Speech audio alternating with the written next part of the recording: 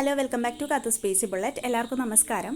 അപ്പോൾ നമ്മളെല്ലാവരും കാത്തിരുന്ന നമ്മുടെ LDC പരീക്ഷയുടെ ആദ്യഘട്ടം നാളെ നടക്കുകയാണ് അല്ലേ. അപ്പോൾ എല്ലാവർക്കും ഒരുപാട് ടെൻഷനും കാര്യങ്ങളൊക്കെ ഉണ്ടായിരിക്കും.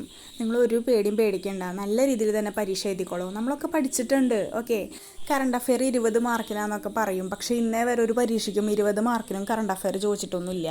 ഓക്കെ, പിന്നെ നമ്മൾ എപ്പോഴും ചോദിക്കുന്ന നല്ല ടോപ്പിക്കുകളൊക്കെ ഇവിടെ പറഞ്ഞിട്ടുണ്ട് അല്ലേ.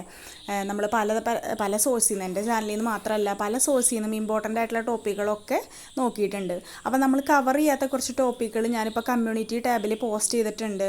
കേന്ദ്രമന്ത്രിസഭ, അതുപോലെ തന്നെ കേരള മന്ത്രിസഭ, പ്രധാനപ്പെട്ട പദവികൾ, ഓക്കെ, ഇന്ത്യയുടെ ആയാലും കേരളത്തിൻ്റെയും പദവികളിലിരിക്കുന്ന ഓരോരുത്തർ അല്ലേ. അതുപോലെ തന്നെ എക്സ്പോസാറ്റിനെ കുറിച്ച് ജസ്റ്റ് ഒന്ന് വായിച്ചു നോക്കുക. ഗഗൻയാൻ, അങ്ങനെയൊക്കെ കുറച്ച് കാര്യങ്ങളൊക്കെ പ്രധാനപ്പെട്ടത് മാത്രം ഞാൻ പറഞ്ഞു തന്നിട്ടുണ്ട്. ഓക്കെ, അപ്പോൾ അതൊക്കെ നല്ല രീതിയിലൊന്ന് നോക്കി പോവുക.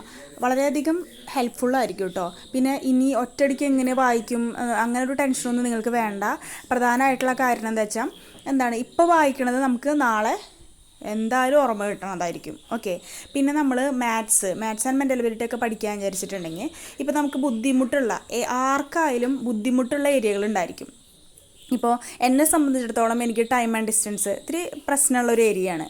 എന്താ വെച്ചാൽ കുറച്ച് ഡീപ്പായിട്ടുള്ള ലെവലിൽ ചോദ്യം ചോദിച്ചിട്ടുണ്ടെങ്കിൽ കിട്ടാത്തൊരു മേഖലയാണ്. അപ്പോൾ ഞാൻ എന്ത് ചെയ്യുമെന്ന് വെച്ചാൽ അത് തലേ ദിവസം അതിൻ്റെ ഫോർമുലാസൊക്കെ ഒന്ന് വായിച്ചു നോക്കും. 1-2 കണക്കുകൾ, ഓരോ ടൈപ്പിലെയും 1-2 കണക്കുകൾ എനിക്കറിയാത്ത ഭാഗം ജസ്റ്റ് ഒന്ന് ഞാൻ ചെയ്തു നോക്കും. അപ്പം നാളത്തെ പരീക്ഷ എനിക്ക് നല്ല രീതിയിലായിട്ട് എഴുതാനായിട്ട്, ആ ചോദ്യം ക്ലിയർ ആക്കാനായിട്ട് എന്നെക്കൊണ്ട് സാധിക്കും. ഓക്കെ, ഇനിയിപ്പോൾ ഈ മെത്തേഡ് നിങ്ങൾ പാതിരാത്രി മുഴുവൻ ഇരുന്ന് ചെയ്യുന്നരുത് കേട്ടോ.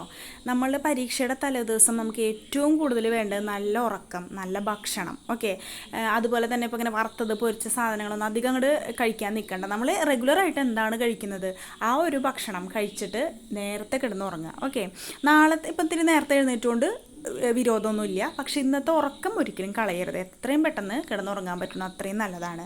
ടെൻഷൻ അടിക്കുകയേ വേണ്ട. ടെൻഷൻ അടിച്ചിട്ടുണ്ടെങ്കിൽ നമുക്ക് കിട്ടുന്നതും കൂടിയും ഇല്ലാണ്ടാവുള്ളൂ. ഓക്കെ, നെഗറ്റീവ് അടിച്ച് ഒരുപാട് മാർക്കുകൾ പോവും. അപ്പോൾ ഒരു ടെൻഷനും വേണ്ട.